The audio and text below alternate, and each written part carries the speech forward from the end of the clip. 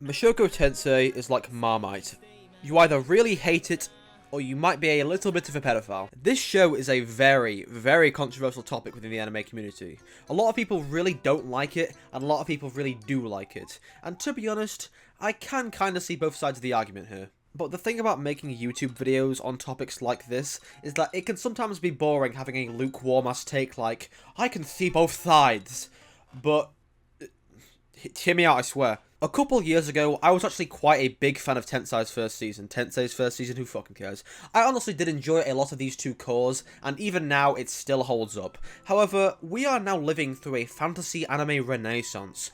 Fucking Freerun just aired. The Elysian Dungeon is coming out. Look at Senchi's pants, just incredible. And you've got ReZero Season 3 coming out. Right now, I feel like having good fantasy world building isn't enough to protect Mushoku Tensei from its big-ass fucking flaw.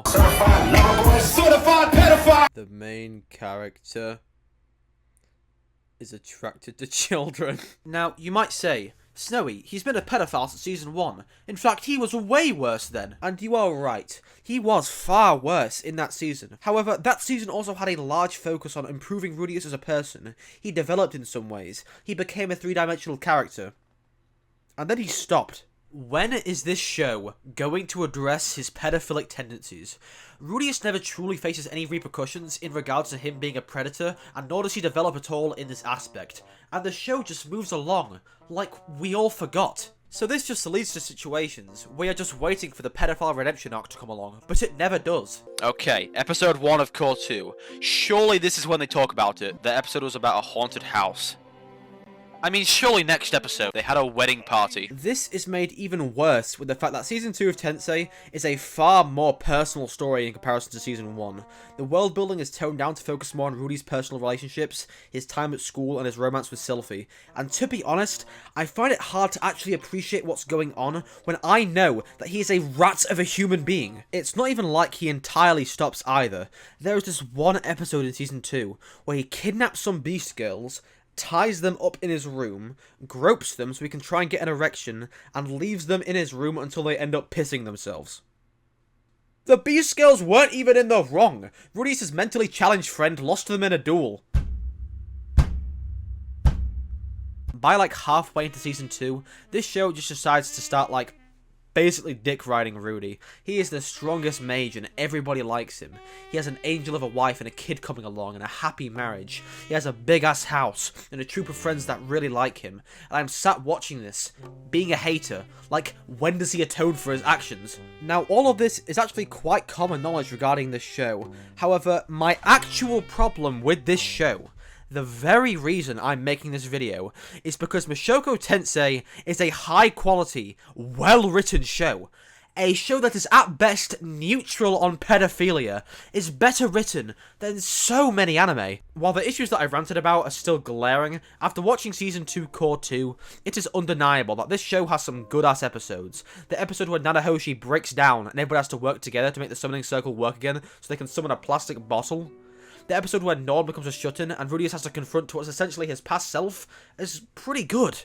The world building, the drama, the power system, and shit, even the fights, while not like goated or anything, are still good. It really is a shame, because somewhere within my hater heart, I think there are some great concepts within this show, but it is constantly bogged down, because there's that one part of me in the back of my head thinking, man, this guy's attracted to children. Can we kill this guy? And the more I think about it, the less faith I have in this show. Elianese is a whatever-year-old elf dating a high schooler. Make that a movie. And what I hear about the show in the future does not make me happy. Norn marrying Ruijerd. Make that a fucking movie. Rudius having a harem of wives is just delving into the cringe isekai territory. So for the sake of this video, I have compiled some of the most common arguments used to defend this show. And I don't want to spoil anybody, but they are not that convincing. Number 1, it's just fiction. This is the classic argument that lolicons who touch their Johnson the children use when people call them weird for touching their Johnson to children.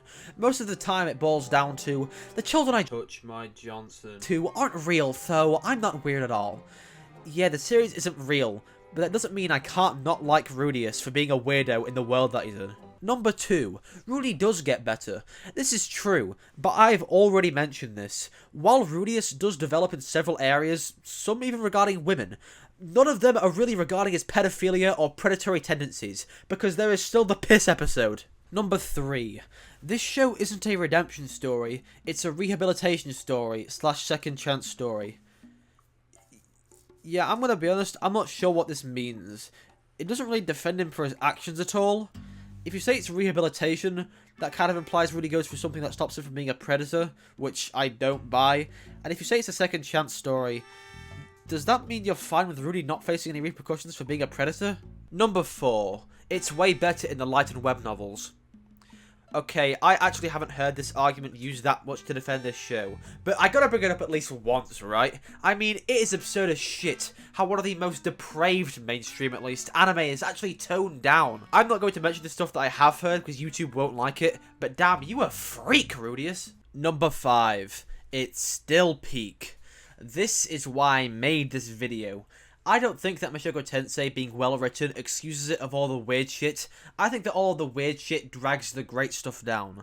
All these emotional moments that often have Rudius in it are cheapened by the fact that Rudius is morally reprehensible. So even though I can see Tensei being rated pretty highly, I can't really say with confidence that it's anything better than mid. 4 out of 10, you're lucky you made it into this.